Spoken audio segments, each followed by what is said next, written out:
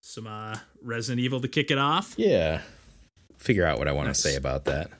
I know. I was like, well, I was grabbing my beer. I was like, what am I going to say about Mark of the Ninja again? What are you drinking, by the way? I'm drinking. I just put the can over there, but it was some sort of like bourbon barrel aged stout. Okay. I'm on my bullshit again. So yeah. Nice. I just got a nice Locals Light from Shorts. Oh, Nice little light lager. They're just like 5%ers, but they're nice and crisp and that's tasty. Nice. I haven't had any beers in a while, so I was like, I don't want to go too hard tonight. Sometimes they hit me a little harder after I'm like, man, I haven't had any beers all week. Oh, yeah. I have a couple like 8%ers. Like, oh, yeah. Shit, man. I'm like downloading our audio. Like, man, I'm kind of wasted. They're not wasted, but like, man, I got a good buzz going right now. Uh-huh. Yeah, I think this one was like 12, and I'm like, that's pretty high for me these days. I used to hit those pretty hard in my early mid-20s, but not so much these days. But I don't know, it just interested me, so I'm like, let's give it a go. Yeah, every now and then you're just like, I just want to drink one of these beasts. Yeah. Just needs to happen. We'll see what... Yeah, I'm backfilling it now with just a non-alcoholic kombucha to just kind of bring myself... Round out. Yeah, just like mellow this guy out just a little bit and keep it rolling.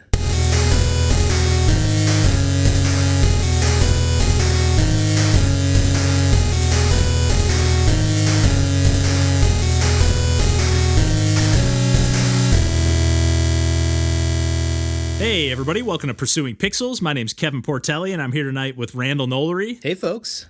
Man, I almost stumbled over my words. I almost introduced John here. No we're Hines. Johnless tonight. I was going to say Johnless in Chicago, but Johnless not in Chicago. Unfortunately, he's a little under the weather tonight. But Chicago is not Johnless, no. Exactly, yeah. Chicago's soaking up all the John, baby. But yeah, we're back to talk about some video games as per usual, and we've kind of been all over the map. We've been gearing up to talk about like some Zelda stuff, gearing up for our anniversary episode, and we had some technical issues last week with the anniversary recording. Sorry, and then guys. John under the weather. It's like this anniversary's cursed. But we're like, hey, it's good. It gives us a little more time to sink some time into Zelda, because that feels like we all got to be here for that. Oh yeah. And we all obviously got to be here for the anniversary episode. So it's like, hey, we've been playing some other stuff on the side. Oh yes. I know Randall, you've been kind of chipping away at Resident Evil. We've been talking about that the last couple episodes, proper episodes. So let's just dig into that, get a little update, and then we'll roll into some of the other stuff we've been playing. Yeah, I've been soaking up the Resident Evil 4 remake, at least until the aforementioned Zelda did release about 9 or 10 days ago, and then I go back in last night because I knew we were going to record. I'm like, let's look at Resident Evil again, Resident Evil 4 remake, and I'm like, oh, yep, the last save file was from 9-10 days ago, and I was playing this literally every night that I could, and at least every other day. And that's bound to happen with games, man. Yep. It's like always like I was sucked into that. What happened? I mean, it's I like was talking to John a little while ago, like what a great like release year it was for games, and because seriously, it was Metroid Prime remake, and I was like playing the crap out of that, and then Resident Evil 4 remake. And I'm playing the crap out of that. No, here comes the new, sequel to Breath of the Wild. Oh, I guess I'm playing that. As soon as I popped in Zelda, I thought the same thing. I was like, I haven't even put in my copy. I maybe popped it in just to like get my reward points or whatever, but I haven't even played any Metroid Prime Remastered yet. I'm like, what am I doing? I know, and I will be getting back to Metroid Prime Remastered because I've been having an itch recently. Yeah. It's one that I'm like, I kind of want to like stream it or something just to like but I want to like maybe play the opening bits on my own, but then like stream it to kind of just give myself that extra encouragement. Totally. To, like, don't get frustrated and turn it off or get lost or, think like, I don't know where I'm going. Like have like somebody, because I don't mind if people give a little tip here and there. Like, hey, try this or whatever. Honestly, in certain games, it helps me because I'm like, I would have probably given up there if you didn't nudge me in the right direction. So. And in something like that in particular, it's kind of fun too, because there's a little like, there's a missile upgrade like under here if you're rolling a ball and, there's this little breakable wall or whatever. Like, and, if you're streaming, there's people that probably nudge you in those directions too. Right. Yeah. As long as it's not just flat out like spoiling it, like do this. Like, like, hey, I want to play the game for myself here to a degree. I wouldn't be streaming it if I totally wanted to enjoy this as a solo experience, but I do want to, experience it for myself to an extent. Especially, for both of us, it's like, I played Metroid Prime back in the day a little bit. I think you did same, as well. Same. But I got decently far, but farther than I would have expected for that type of, like, it's not my type of game. And I was sucked into it. But again, like you were saying at the top, like something else came along and I started playing that and never, got too far removed from it where I was like, what was I doing again? I don't remember.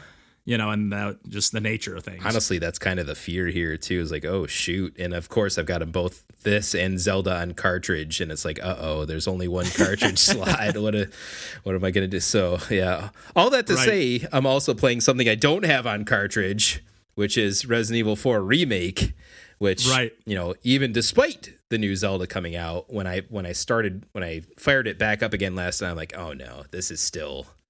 Man, I really like this game. Like Resident Evil 4 Remake is just hits my buttons. Oh, and I'm like 21 hours in now, says my save. Jeez, okay.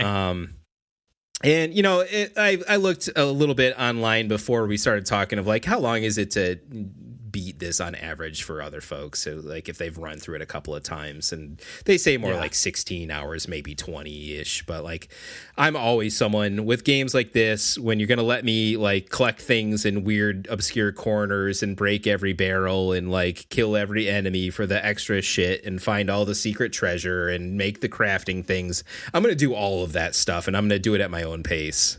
Yeah, and in Resident Evil, like you kind of need that stuff. Yeah. I mean, obviously you can do it quicker or whatever, but like you are kind of scrounging. Like the supplies are few and far between from what I remember the little bit I played of the Wii remake. Yes, but it's like it's that you need all that. I remember constantly being like, I'm out of ammo, or I'm out of this, or I'm out of that. So like it pays off to go search for that stuff. Kind of similar to like Last of Us too. You like. You're going around looking for stuff. Like it's few and far between. That's kind of why I got frustrated with Last of Us, because I was like, I just want to keep making progress, but I need to find more shit before I even try to make progress. So, and to me, like the hoarding of stuff is like its own metagame on some level, and and like I had kind of mentioned in previous recordings, just like the melee attacks of like. Purposely shooting the zombie guy, the Plagas guy, in his knee or your lower leg, so he falls to his knees. Then you smash him with a over the top roundhouse kick, because that doesn't take any ammo to hit him with your leg or whatever, right? Or suplex him, like pro wrestling style, right? And smash his head, like all the stuff you can do, like, and then it's like, ooh, that loop just feels so good. And, all the side missions you can choose to do or not do. But of course, you get extra gems, and you can inlay these gems into the crown that you found. And then it's worth even more when you sell it back to Stranger. And like, if you do all these colors and match the colors on the crown in a certain way, that's worth even more. Like, there's bonuses, and like, there's just layers on layers to it. And it's just like, I don't know, it's like made for me. Like the other thing too, like you talked about the lack of ammo, but there's a weapon in Resident Evil 4 called the bolt thrower, and that is you can craft ammo for it, and it's reusable ammunition because it's a bolt that you fire. And it's granted, by no means is it a weapon that's going to do the most damage, but because you can reuse the ammo. And the aforementioned ability to target specific places to attack, either trying to shoot them in the head for a critical hit or hit them in the leg so they go down. You can do your melee attack. You're still, not spending ammo. When they die, one of the things you're picking up is your bolt again or bolts that you had fired. And, they're just reuse unless you attach like an explosive to them or they're out of reach or whatever. Otherwise, that ammo is for you to reuse and reuse. And as much as you can lean on that, once you get a certain level of comfort in advance playing the game, then like all the other like legit magnum ammo and shotgun ammo and grenades and all that stuff is like building up in your inventory for the bigger boss battles. And I was just gonna say, saving them up for the bosses. So like that feels good and rewarding too, and like adds that extra element of like suspense and like pulls you in even more to like you're not really like leaning back when you're playing this game, but it's fun all the same.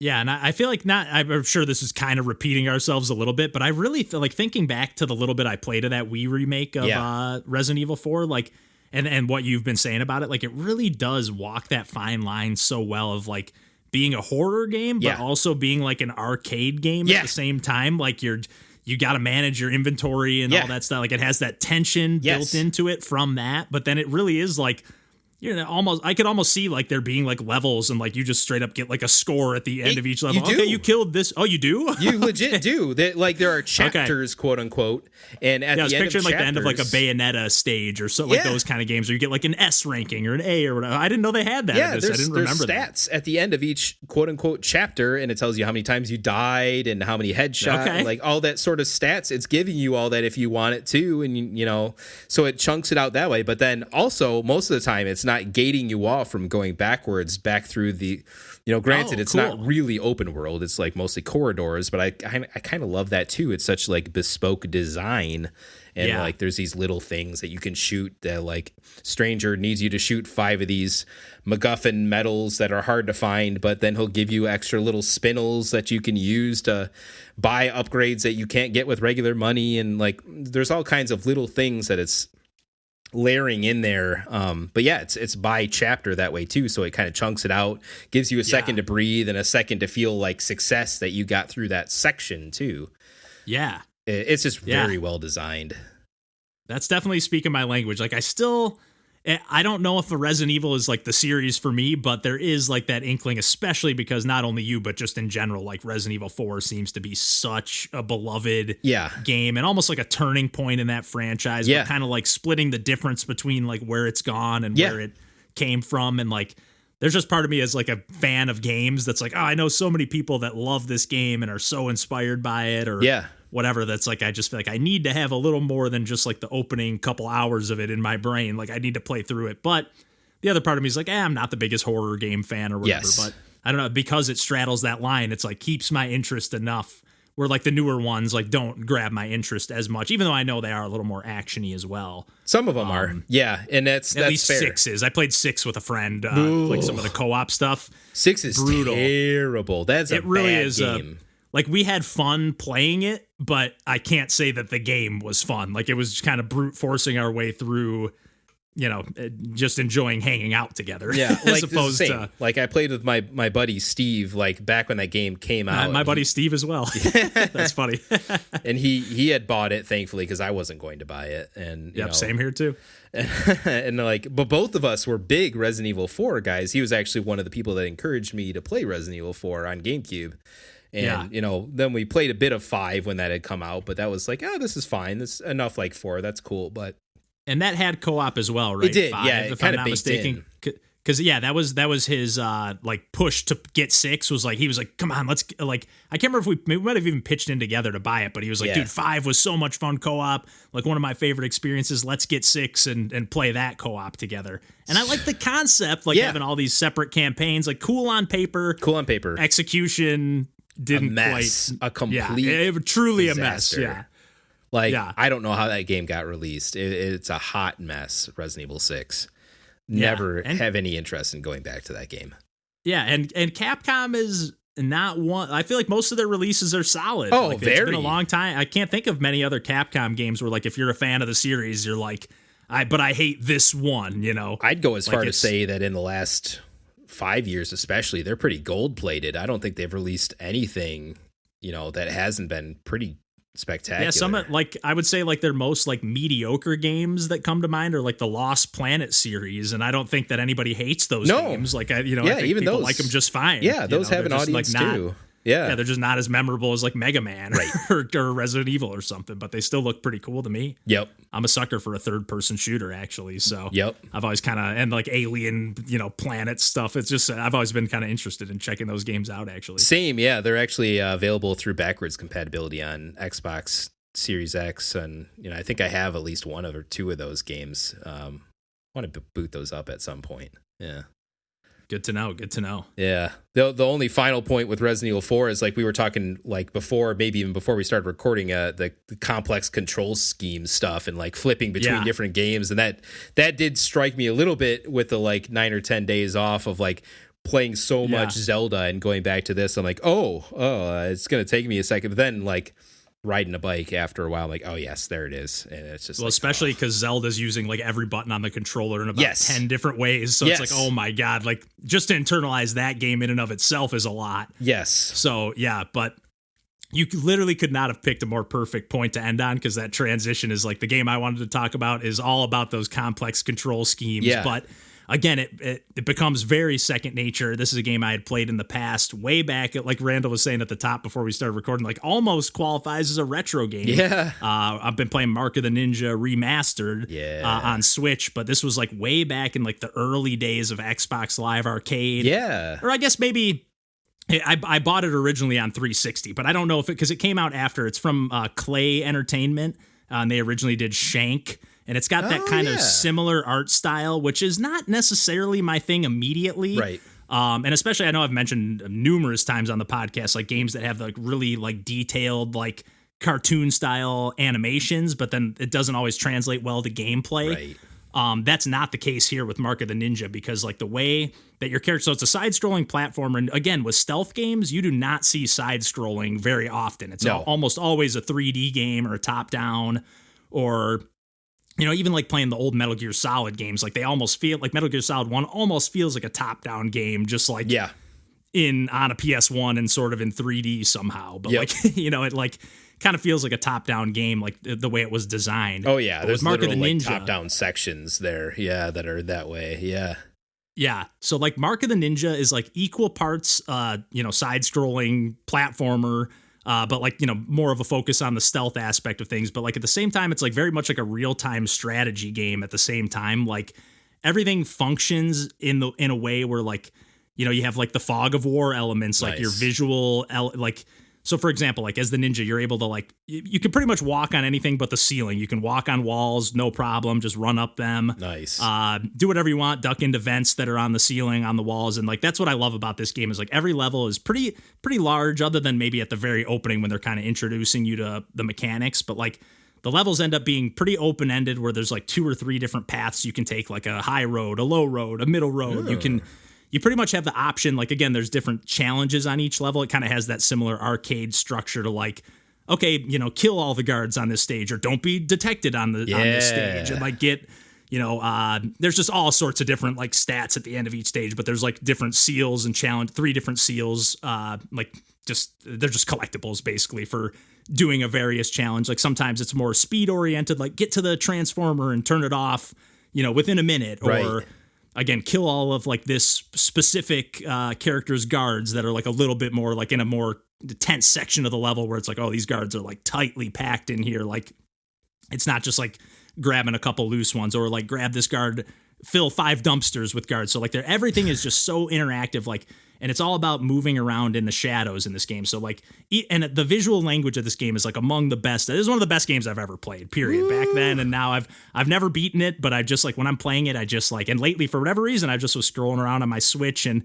I noticed like I had archived it at some point. I was like, I don't have this downloaded, and I'd kind of been itching. We're in right now at the time of recording this, we're hosting our second game jam, and with that coming up, I've been kind of mental. I was like, I haven't done any streams in a while. I need to kind of dust off the cobwebs a little bit. So let me play some games that like I'm just kind of looking forward to playing, or games that I love, like kind of some more chill streams that like I don't want to necessarily play like a new game that I'm unfamiliar with or whatever. So even though I hadn't played this one in a long time, it came back to me pretty quickly. The way the movement works, again, like, because even though it's got these really detailed animations, like everything almost moves like not on a grid, but like you're very much like if you're not holding down the run button, you're like tiptoeing around, like kind of moving one tile over at a time, if that makes sense. Yeah. Like each step is like a certain set length, and then you're sneaking around again in the shadows, but then you get like throwing darts. You can like, okay, let's say I'm like hiding in this dumpster, but then I can hold down like this button that completely freezes time, and I can do that whether I'm on the ground or midair, so I can like jump and freeze time midair, and then like, okay, there's these laser beams that I can't touch because I'll set off the alarm, but if I freeze time at just the right moment, I can see the power supply, so I can throw my dart at that, shut it off before I land through the lasers, and then go that route. Or if I've unlocked the smoke bombs, I can just use the smoke bombs instead and like throw that in front of the lasers, and then I can just pass right through them like they don't even see me. So I haven't even unlocked half of the tools in this game. Gosh. And like there's different costumes that apparently give you different abilities. So that's kind of the reason I booted it back up. I actually was like, wait, I never beat this game? What's going on here? Because I think they even added some extra challenge, at least one kind of like final bonus chapter in this remastered version. Yeah. Or maybe it was a DLC originally. I'm not 100% sure, but seems to be some kind of secondary like chapter that you play as a totally different character, if I'm not mistaken. Sweet. But like just again, the visual language, like if you start sprinting, you get this big like blue radius that shows up around the character with every step you take. So you see like any guard in that radius will hear that sound. That like makes you sense. if you throw a dart at like some crows that are hanging out on the telephone lines, they'll start crowing, and then like the guards will start flashing their lights like, hey, what was that? And then like to kill the guards, if you're able to sneak up on them completely unnoticed, you can like you basically like just press Y to kill them, and it triggers like just a little mini quick time event that you basically just have to press left, right, up, or down, and the attack button at the same time. Great. But if you hit the wrong one, then it like you get the kill still, but it's like not a silent kill. You kind of like cause a little commotion. Maybe the other guards nearby like pick up on the action around, or like they're just like the way they spot you with their flashlights, like, hey, what was that? And then they kind of like come around, but you kind of learn their behaviors. Okay, this is how this type of guard behaves. This is how, this is the path. So you really, with all the different paths you have and all the different behaviors and all the weapons at your disposal. Again, I don't even have most of them, and I'm still having a blast with like just all the different, you can like dangle down from like, if you're hook, you got a hook shot as well that you can just hook to all these different platforms. Oh boy. Like that your maneuverability and movability, like I don't know, just everything you can do, and the flexibility of like, I guess the only like downside, I almost like wish I could just play these levels without knowing what any of the challenges are, just like self-impose the challenges. Like, I'm going to try to kill every guard, or I'm going to try to sneak through this whole level without being seen, but like at least on the first run, right? Yeah. Right. And that's what I have been doing, like in the stages that I've beaten and then going back. But it is like, but I can unlock all these other play styles, potentially like costumes that I'm assuming give me different abilities. Because they don't seem like they're just skins. Like you kind of pick a loadout almost like it's a very Hitman in that sense. Like it's very much like open-ended, a little bit more level design than Hitman. Like it's very much like, there is kind of like a path and that you necessarily, but it's very reactive. Like you can change things like, oh man, that's definitely not what I was supposed to do there. But you can definitely see like, oh, here's the level design here. Here's like this path. Here's this path. Here's this path. Like it's a little more bespoke than something more open-ended like Hitman, I feel. But still, I feel like there's certain paths in Hitman that's like, okay, this is what you're supposed to do if you want to kill the guy in this way. Right. So I don't know. I really can't say enough amazing things about this game. It's got a really cool, again, it's got similar to that Shank art style, almost like a Samurai Jack. Like, yeah. 2D aesthetic that again, it's not necessarily my thing, but in the game, it just really works. The little cutscenes are great. You have this like partner character that kind of like coaches you through, and like the way it tutorializes you is just so seamless. You just kind of like run into her, and there's like little mini like vignette cutscenes that just kind of, she's like, oh, and by the way, there's a weapon cache here. And then you pick up smoke bombs, and then it kind of like just effortlessly kind of like walks you through the stages. So that's another thing when you're playing it a second time, you're kind of like, oh, I already know what's coming up here. Right. So that may be a slight downside to replaying the levels. But for a game that came out, God knows how long ago on Xbox Live Arcade, like well over a decade ago, this game stands up like it just came out today. I mean, it's so incredibly designed. I can't say enough amazing things about it. You think you're going to see it through this time? You're going to beat it? I'm planning on it, although I'm a little bit fixated now on like trying to get some of these seals, and like, because there's like different types of challenges. Like there's like stealth seals. So you got to get like 3 of like the stealth seal to unlock one costume, and then 3 of the, I forget what they're all called, but there's like 4 or 5 different types. So I'm like, I kind of want to fixate on that and getting all these like once you play a level and kind of learn it, if you don't get all the challenges, you kind of want to relearn them again, or like play the level again to do it right away. Like, okay, I know where the transformer is. I got to get there in a minute. Okay, let me do it. Yeah. So I don't know. I definitely intend on beating it, but like you said at the top, like, who knows if I'll end up bouncing over to something else. But it was really fun. I ended up streaming a little bit of it the other day, and like kind of same thing. I was like expecting like everyone to be like, oh, I know this game. I can't believe you're playing this. And everyone's like, oh, I've had this in my library forever, never booted it up. I was like, oh, sweet.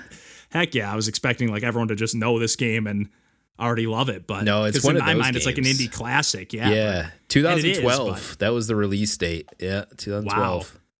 Wow, and if I'm not mistaken, I didn't want to say it for sure because in my head it popped in, but I'm pretty sure the developer, the lead designer, was Soren Johnson, who went on to develop Civilization 4. Really? If I'm not mistaken, Sid Meier's. So like, there's definitely like some pretty serious. I could be mixing some of that up because I know there's a podcast called Designer Notes that Soren Johnson will occasionally host with another game designer. I can't remember, but they just interview other game designers, and I'm like, I'm pretty sure there's some connection there with the Mark of the Ninja game, but I could just be cramming my brain full of different game designers at this point. But yeah, it's just such a cool game. It's so cool to see so many of those real-time strategy elements incorporated into a 2D side-scrolling stealth platformer. Like it seems like it shouldn't work on paper, but it works 10 times better than you would think it would. That's awesome. Yeah, definitely one of the best stealth games I've played, and definitely one of the best ninja games I've played. But to just like make a cheesy transition there into the other game that I've been playing, I know I've talked about some of the Sega Genesis / Mega Drive stuff that I've been firing up as of late. Yeah. I talked about a little Ristar a while back, and I kind of just talked about like how shocked I was by like, especially because for whatever reason, like when you're scrolling through, again, this is available on Nintendo Switch via the expansion pass if you have the Nintendo Switch Online expansion. Yeah. And the Genesis like little icon would I just glance right past it because it's like black. It doesn't pop out like the red ones do for the Nintendo. Yeah. And I almost like kind of forgot it was there. And again, I booted it up playing some stuff recently and had mentioned like, man, they got Castlevania Bloodlines. They got Contra Hardcores. They got Beyond Oasis. They got, I kind of forgot they had Dynamite Heady and Gunstar Heroes. That's actually what reminded me. I posted some game on YouTube. I forget what it was now at this point, but somebody commented like, oh man, I feel like the games from Treasure never get enough love. I feel like I'd love to see you guys play some of those. And in my head, I'm like, everybody knows the Treasure games, but then I was like, oh, well, maybe not. Yeah. I was like, maybe not at this point. But I was like, you don't have to twist my arm. If you want to see some Gunstar Heroes, I'll happily check that out sometime. But one of the best 16-bit games, period, as far as I'm concerned, at least for my tastes. I totally agree. One of the best co-op games, one of the best, like just, it's just an amazing game and really like screams Sega in a lot of ways. And so does this game that I'm going to talk about here, Shinobi 3. And it's a game that I've played a little bit of the Shinobi series. Again, I've talked about on the podcast before. I kind of got into the Sega stuff. Like I had a couple friends who had them growing up, so we play like X-Men at their house. So few games I'd play and have nostalgic memories for, but never really owned a Sega up until like, later on in life and started collecting. And I think I bought some of the Shinobi games, the Sonic, like, all the stuff that you kind of need to have that isn't insanely overpriced. And I never really gravitated to them too much. Like they're a little bit slow paced. They're a little bit stiff. Like they almost feel like beat 'em up pace, like movement, but then like you're kind of playing a platformer, and it just didn't click for me. But then after having like loved Ninja Saviors or that Ninja Warriors remake so much, after you hyped it up, I was kind of like, well, maybe maybe my tastes have changed a little bit. And I do know that a lot of people say like Shinobi 3 kind of ups the ante a little bit. So I had fired it up a couple times briefly and played like just a level or two, and kind of every time I fired it up, every time I fired up all these Genesis games, I'd be thinking, man, this game's sweet. Like I kind of want to stream this one. So I'd like stop playing it. And then I finally just said, you know what? I was playing Market of the Ninja, and I was like, man, I want to play more of that Shinobi game. I was really digging that opening bit that I played. So I fired it up earlier today again and beat the first 4 stages, or maybe I made it to stage 4.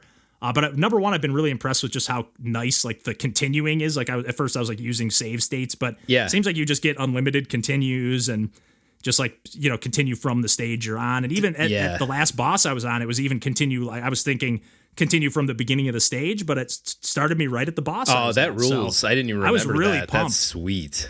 Yeah, and I was like, maybe, I don't know if it was that way in the Japanese version. I know sometimes there are like some differences in some of these retro releases for like the rental audiences, but I feel like it was the other way around. And that's it was like later era in America. Genesis for what that's worth, so that might have baked into some of the design decisions that way too, right?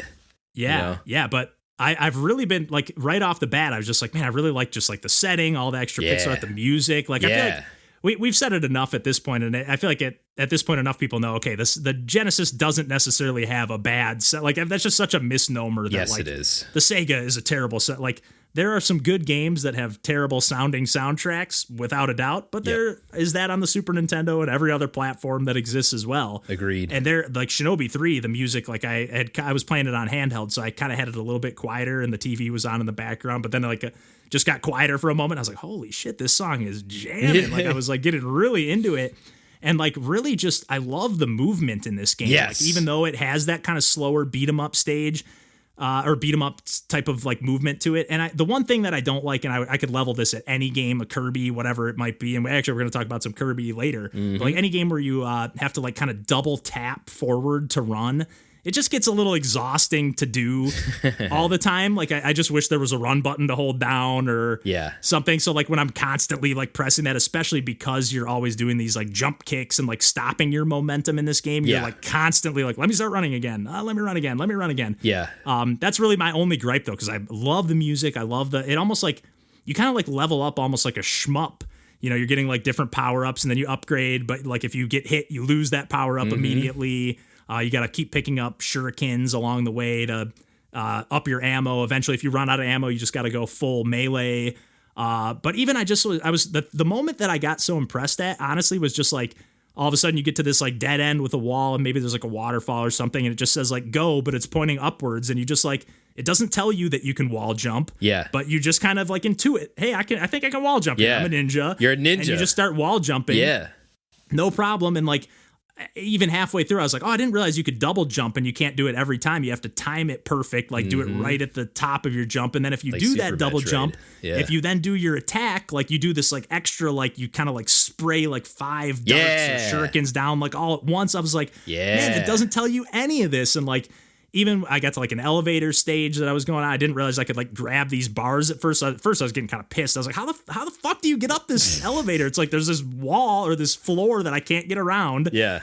And I can't jump around it. I can't do it. And then I figured out, I was like, maybe I got to do this double jump. I still couldn't do it. I was like, oh, wait, I can just hold down up and grab this pipe. Yep. And then, okay, I didn't realize that was not part of the background. But then once I figured that out, I was like, oh, this is a really cool section here. Yep. Like, just like, swinging from the different bars. Like, there's like some cool like horseback riding stages. There's a cool like surfing turtles in time. Yeah, like surfing. all the parallax scrolling is so cool. And great. it's just like, it has that same look. Like some of the older Shinobi 1 and 2, they look a little more dated to them. And this game like still looks the same, but agree. it like ups the ante in a way that like it just soups it up. And I don't know, like, when you see those older, the 1 and 2, you think like, oh, these are the early Sega games. And this one like has that flavor, but it just like a little more beefed up. And it's like the polish. Such a fun game. Yeah, the polish is insane. And just like, even though I was complaining about the running, it does feel great to just like sprint through a section. And like, if you're already sprinting and you are close enough to an enemy, you hit an attack, you do this kind of like lunging, like slash attack. It feels great.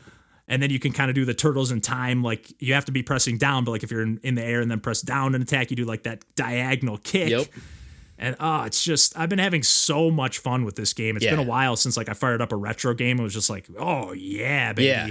Shinobi 3 rules. It's got that like, it has the arcade DNA in it more than the other Shinobi games do. Yeah. It does. It feels informed by, TMNT beat 'em ups or other games like that of the time, but in a great way because it's Sega developed and it's just like, just the level of polish. Like they're just like getting the most out of the Genesis, and it just every bit of it, like you say, the soundtrack and the visuals and the parallax and all of it and just the style.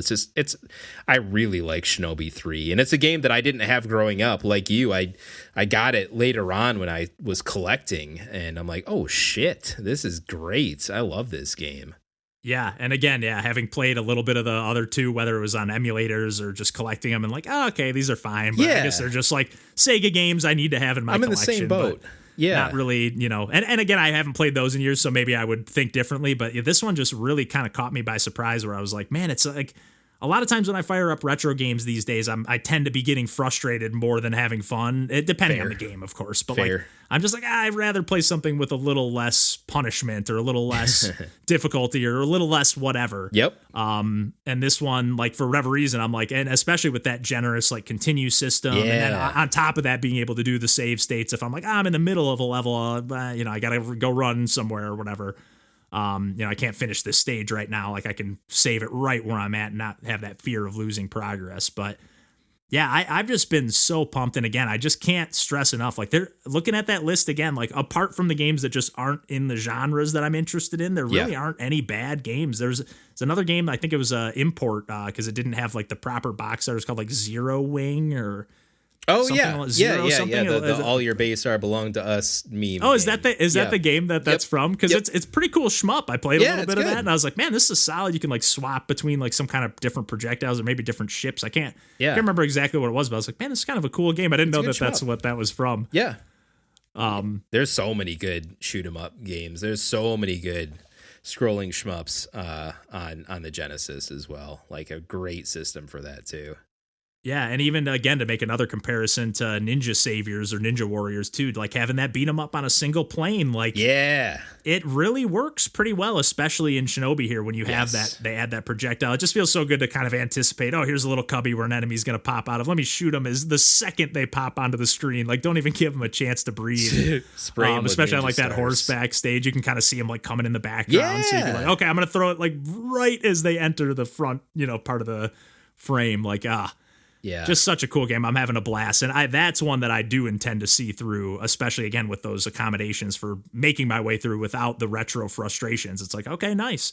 I think I'm going to be able to beat this game. I haven't bothered seeing it through for no good reason, but I would be curious to do that too, because I hold what I've played of this game in very high regard amongst Genesis games.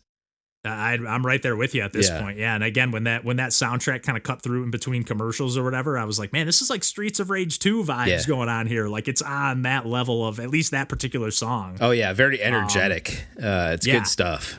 Yeah. It drives the action big time for sure, which adds a lot because you do have if you're not running, you do walk a little bit slower, but when it's got that like pump and groove, it's like, I don't feel that slow. Yeah. Let me run. Yeah.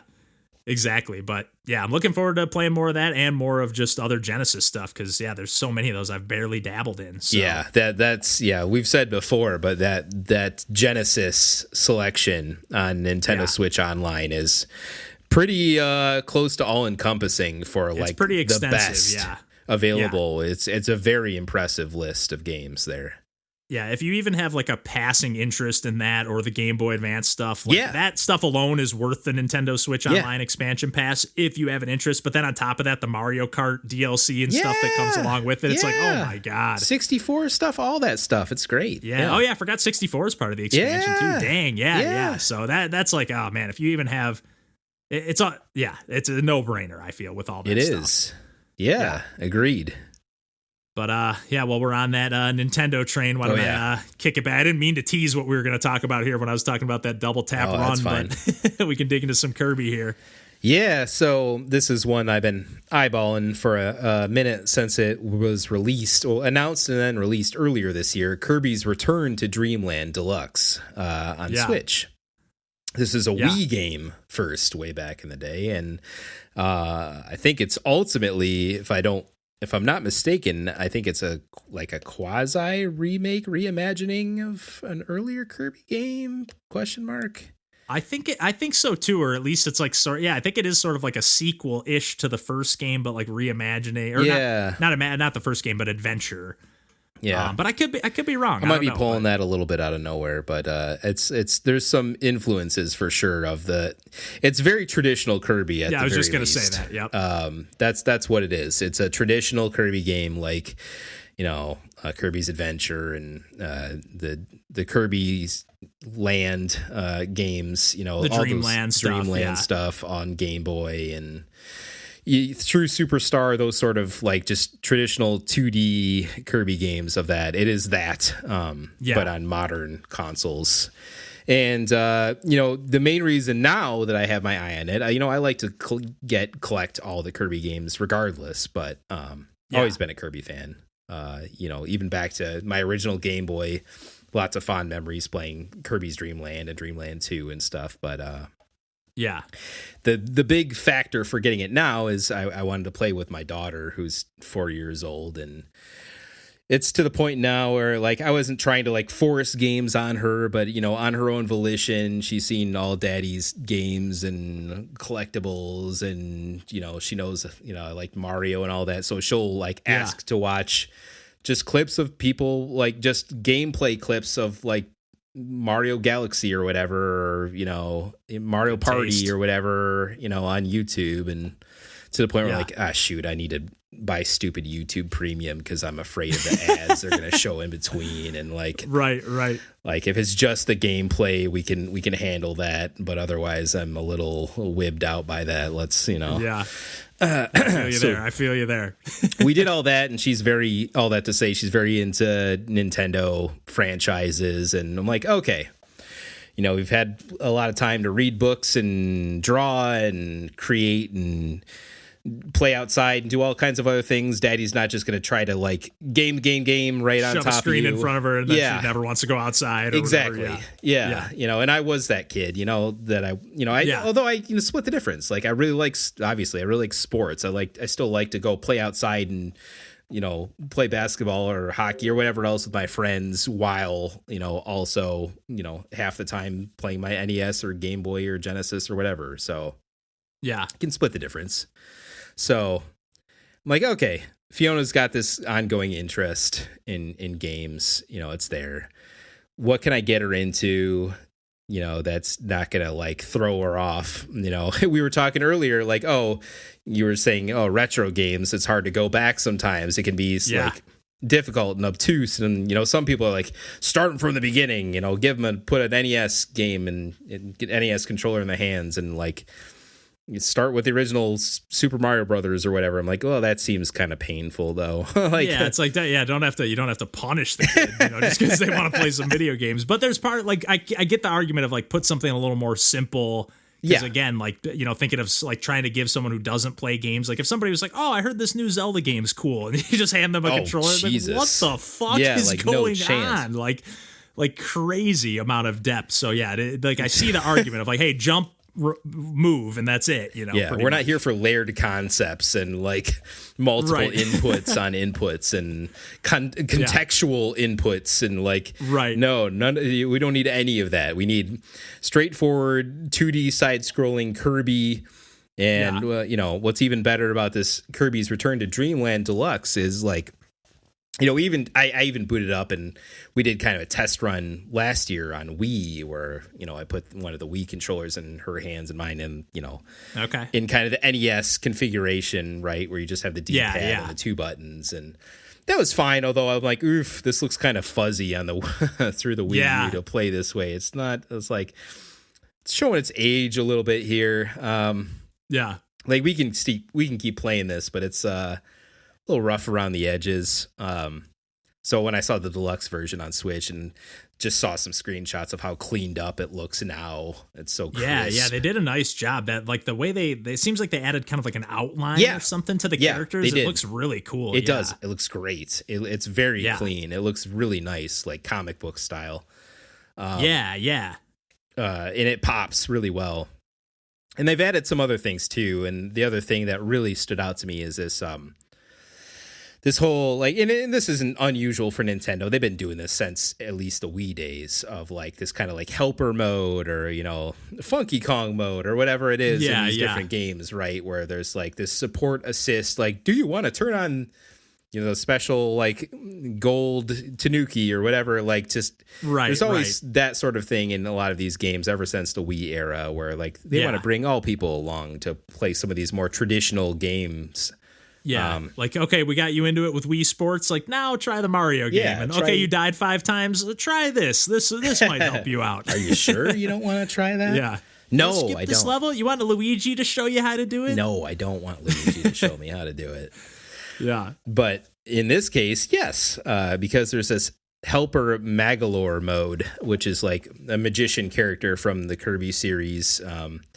And in that, it's just like it's a on-off switch in the menu you can turn on, and it's like gives your characters double health bars basically. And if they go down a bottomless pit, it like saves them from that, which is pretty nice. And that game, Kirby's Return to Dreamland, is a pretty like slow pace, take it easy. There's no time limit on the level or even that many enemies or that many platforms to go on, and it's 4-player like jump in, jump out, so it like really matches our like family dynamic pretty I was well. just gonna say all 3 of you could jump on and play, or if she even has a friend over or something, that's perfect. It is. And so I'm like, okay, I could make this difficult on her, or I could ease her in, and this seems like one of the easiest ways that, like, off the top of my head anyway, of like, let's ease her into a game and some characters she's already familiar with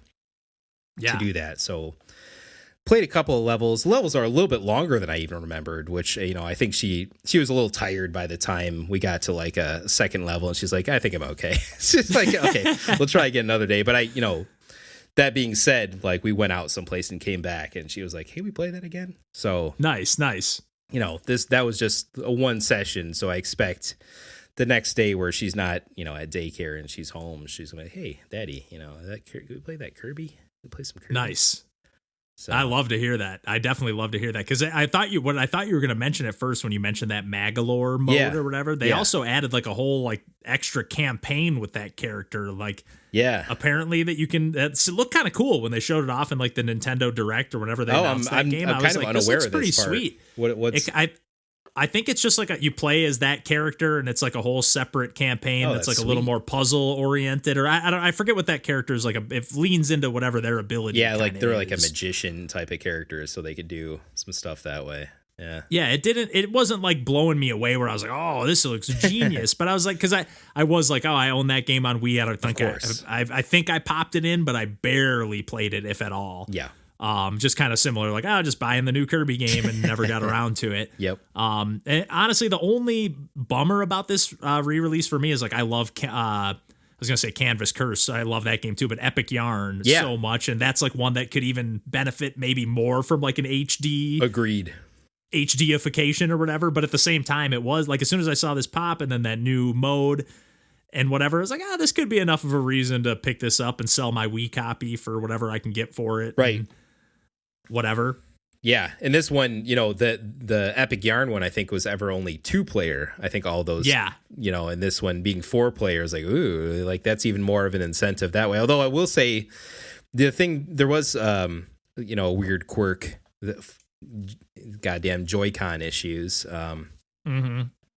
Granted, this is like, these are some of my older Joy-Cons for whatever that's worth, but like they were the ones that were charged and hooked up there. I'm like, oh, let's get those out and put the weird thing on top of like the, you know, the top of the rack part, so that like the top makes shoulder it a little buttons, bulkier, stick out, and it's more like a real controller. And here you go, Fiona. But then like her thumb kind of had to go kind of far. I'm like, maybe that's still not like the best for, you know, the ergonomics of it all. And, you know, she was doing okay with it, but I'm like, And then I'm noticing some drift all the same, you know, and I don't know if that's because, you know, it's like the Switch itself is like inside of like, you know, under the TV and like a TV stand console. And maybe that was affecting the connection on top of the Joy-Cons being Joy-Cons. I don't know, but like, God damn it. So then like, I'm like, oh no, I've got those NES controllers for Switch and those are charged. And like, I bet that'll work, and like pulled those out and like, boom, boom. And we were totally good with those. Nice. That's cool. I was expecting you to almost say, and that didn't work either, but that's cool. No, that those are great. Like, hey, as long as it's a game that only needs these 2 buttons, you're good to go. Yeah, and it did. Like, because, you know, even though, you know, in this one, you can kind of do like the Kirby Super Suck where he does like this cyclone and like these even bigger characters and everything on the screen kind of goes in. But if you hold the button long enough, it does that automatically. So. Okay, nice. Yeah, there wasn't really. And then the select button is just like it worked in Kirby's Adventure, will remove the power that you had. Okay. So that was kind of cool too. That it just like it knew, you're using the NES controller. Select button drops your old ability. Yeah. That's definitely cool. Yeah. It's one of those Kirby games that are never not fun. Like I can't remember a time that I didn't rip through it and have a good time. Even the ones that I'm like, not memorable in any particular way, or, you know, for whatever reason, it's like didn't grab me in any, like I'm not raving about it after the fact, but I can't say I didn't have a blast from start to finish with every Kirby game I've ever played. So it's like, why not pick this one up down the line, you know, especially if it does. I think I saw it for like $10 off the other day, and I was even like, $50, I'll grab that maybe. And I ended up not, but that's about what I grabbed it for. Yeah. Nice. Yeah. I'm like, I need a little discount first. Give me a little something. And like, I'm still looking for, you know, probably something I'll talk about in the future is like, what are the other games like that I could, you know, on this introductory level with video games to show a 4 or 5 year old that, has, is acclimated to what a video game is, but really hasn't played hardly any of them. And, we still have access to a DS, and I've been given some hand-me-down games for younger kids from like relatives and stuff. Like, oh, maybe some of those are okay, but she's like not quite reading yet. So, there's those sort of elements at play. So still kind of figuring out what that might look like. Yeah, and you don't want to like maybe give her something too simplistic that's like not engaging enough, that's not fun at all. Because like, there's definitely something about that. Like even if it's made for kids, it doesn't necessarily mean it's going to click with every kid. Right. So yep. Yeah, I would definitely be curious, especially since she's such like a big Bowser fan, and so it seems to be just kind of I mean, you're a Nintendo fan, so it's kind of inevitable, I guess, that she gravitates towards that stuff. But like, just curious to see like if her interest kind of picks up on any of those, or if she latches on to any particular character or series or anything like that. I'll be curious to see that. Me too. And I'm even wondering if like something like New Super Mario Brothers on DS might be pretty soon. Something on that level. Even the Wii or Wii U version, since you can play 4 players on those, I know they can get a little more chaotic with like all the stuff. But since you kind of just like die and turn into a bubble and rescue each other and stuff, it's like, you could definitely go that route as well. Right. And then ultimately you can get lives so easily. So that's like... Right. Yeah, Mario games are like, just dishing them out like ice cream. So... yeah. So more to come on that for sure. That's been one of the things top of mind of like, how can I bring this into the fold? Yeah, that's really cool, because even like with my nephew, even like he's got this, like every time I go over there, I kind of gravitate towards like the music toys he has, because I'm just like, I gotta show him that this music thing is cool, man. Yeah. So I totally get that. Like, hey, I want to show her like, hey, these games, you see me doing this all the time. Like, you can do this too. This would be just as fun for you too. Yeah, and she already does some like PBS Kids games things on the iPad that are, relatively advanced too. So I'm like, this shouldn't be that hard to transfer from that over to like button control stuff and more traditional quote unquote games. Right. I love it. I love that it's not like, oh, hey, I'm the gamer dad, I gotta, show my daughter the ropes. It's like she's interested in it. So. Yeah, if she's interested, exactly. This isn't something I'm trying to force on her by any stretch. I love your approach. I don't want to be that guy.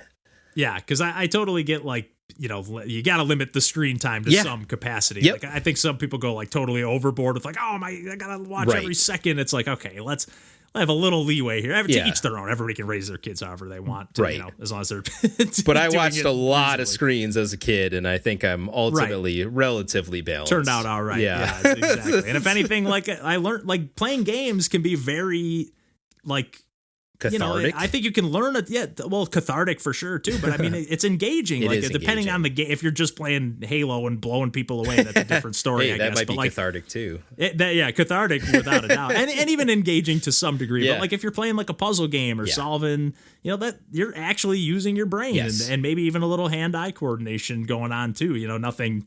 Let alone the reading and all the other experiential stuff that goes along with and like the and the reading coordination, like you say, like lots of stuff. Yeah, and the reading too. Like think about like I didn't love reading books as a kid, but if it was reading like the story dialogue in a game that I'm interested in, I'll read it. So that's a good point. Like, hey, take it any way you can. Yep.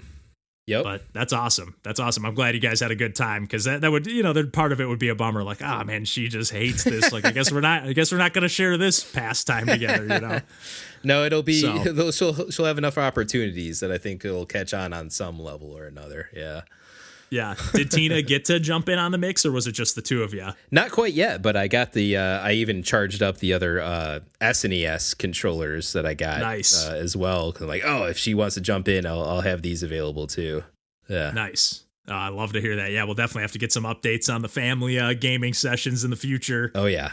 And I might even have to take some pointers, because I'm always trying to play some stuff with like not my nephew yet, but like my cousin nephew. My younger family members. It's just like, my one cousin Drew. He's always like, can we play video games? Can we play video games? And we've talked about playing like NBA 2K, and neither of us can make a shot. So, but he loves it. Extremely advanced. It's for real. Yeah, he's pretty good. He's pretty good at games. I'm always impressed with like every time I see him. Like, wait, you can play this now? Okay, nice. Yeah, that's pretty good. Let's do it. Yeah. Not half bad. But I think we can probably wrap up the video games chit chat here for this week if you're good on your end, Randall. For sure. Nice. But yeah, next time we'll be back probably with some Zelda talk, probably with some Pursuing Pixels James Jam Game Gam #2 talk. Nice. All sorts of stuff all over the map, and our anniversary episode. So all that should be coming up soon. That might even come out before this episode, depending on how the recording order comes. We'll see how things go. But yeah, on that note, you can find us online at pursuingpixels.com and pretty much everywhere else on the internet. And otherwise, we will catch you next week. And until then, take care. Bye-bye.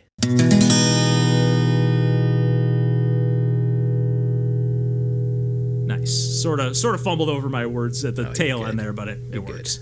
You good. Like, You good. couldn't get that last word out, but yeah, that works.